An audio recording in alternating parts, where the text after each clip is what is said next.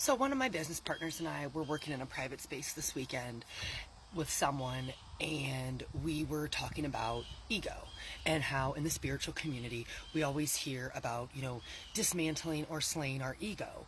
But the most important thing is to understand that, again, just like everything else, it's about finding balance because the ego is a very vital and important part of us. But we should start by realizing that there's three main parts to our ego. Today, we're going to talk about the child ego state. And the child ego state is all about like behaviors, thoughts, and feelings that we replay from childhood.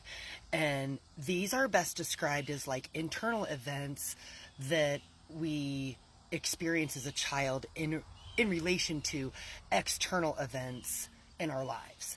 So our child ego, like I said, is primarily concerned with feelings. So when feelings from our childhood are like activated, right, in our present reality, if we haven't addressed those parts of ourselves, then they can become a driving force in how we respond to others, which tend to be in very reactive ways. But our child ego state can manifest in many different ways because, like everything, there's a spectrum here, right?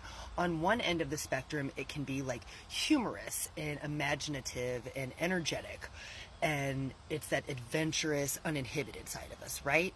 But on the other end of the spectrum, it can be a very anxious, argumentative, arrogant, moody, nervous, defensive, and manipulative manifestations in our behaviors, right? So just an example, think back to a point in your childhood and how you reacted when you were reprimanded by your parents, right? Did you pout for a long time? Were you not allowed to express your feelings as a child? Like things like anger specifically, or even sadness. I kind of touched on that the other day when I said, oh, if you cry, I'll give you something to cry about, or, things like that.